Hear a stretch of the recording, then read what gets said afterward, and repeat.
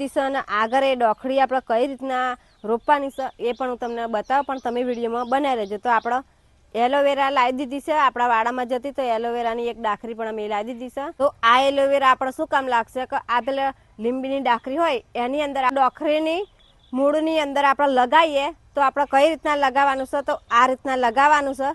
તો 7 થી 10 દિવસની અંદર આપણો એકદમ ઝડપી વિકાસ કરી દે.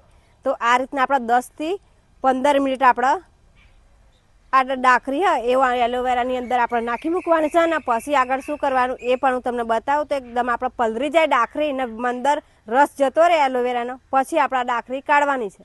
હવે આપણે 10 થી 15 મિનિટ થઈ જશે અને આપણે એ ડોખરીની મૂળ આવે ને એની અંદર બરાબરની આપણે એલોવેરા જેલ લગાવી દેવાની છે. આ રીતના તમે એ ડોખરી કરશો તો બધી જેલ આ ડોખરીની મૂળની અંદર આ રીતના ચોંટી જશે. તો બરાબરની આપણે લગાવી દઈએ એલોવેરા. તમે પણ એલોવેરા નહીં લગાવો તો 8 થી 10 દિવસની અંદર ફૂટ નહીં કરે એ ડોખરી, પછી સુકાઈ જશે. તમે એલોવેરા નહીં લગાવવાનું તો આ રીતના આપણે એલોવેરા જેલ લગાવી દેવાની છે બરાબર નહીં. તો આપણે લગાવી દીધી છે ને હવે કઈ રીતના આપણે લગાવવાની છે, હવે કઈ રીતના આપણે રોપવાની છે એ પણ હું તમને બતાવું. તો આની અંદર આપણે પાણી નાખવાનું છે. તો આપણે પાણી સાદું જ લીધું, કંઈ કેમિકલવાળું લીધું નહીં. તો આપણે છાંટી દઈએ, રેતી એકદમ પલરી જાય તરથી ઉપરથી બધી રેતી એ રીતના આપણે પાણી અંદર છાંટી દઈએ. તો તમે પણ આવો ગમલો લો તો એની અંદર કાણા પાડવાનું તો ભૂલતા નહીં. પહેલાં તમે કાણા પાડી દેજો ને કાણા નહીં પાડો તો પાણી અંદર હશે તો તેના બદલે પેલી ડોખરી હશે ને એ કોઈ જશે, પાણી અંદરથી નીકળે નહીં. એટલે પાણીમાં રહે એટલે ગમે એવી ડોખરી આપણે રોપીએ તો કોઈ જાય. એટલે પહેલાં તો કાણા પાડી જ દેજો તમે. તો રેતી પલાળી દીધી છે ને હવે આપણે ડોખરી રોપી દેવાની છે. ને કઈ રીતના રોપવાની, તો આ ડોખરી વધારે અંદર આપણે રોપવાની નથી, ખાલી 2 ઇંચ આટલી જ રોપવાની છે. તો આપણે એ રીતના આપણે રોપી દઈએ. તો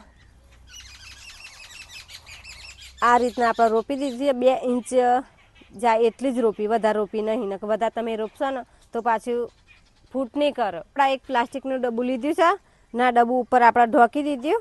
તો આ રીતના આપણે ડબ્બું ઢોકી દેવાનું. ડબ્બું શું કામ ઢોકવાનું છે, તો બહાર નહીં હવે આપ ગરમ અંદર જાય ને એટલા માટે આપણે ઢોકવાનું છે. રોજ તમારે પાણી રેડવાનું થાય ત્યારે ડબ્બું લઈ લેવાનું, પછી તમારે પાણી રેડવાનું, પછી પાણી રેડે જાય એટલે ડબ્બું ઢોકી દેવાનું. તો 10 દિવસ પછી આપણે જોશું કે આપણી ડોખરી ફૂટે છે કે નથી ફૂટતી.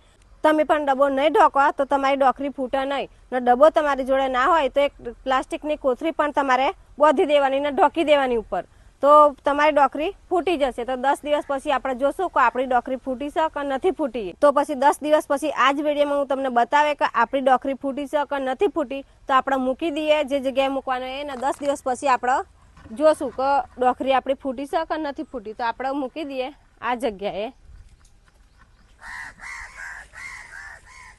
તો આપણે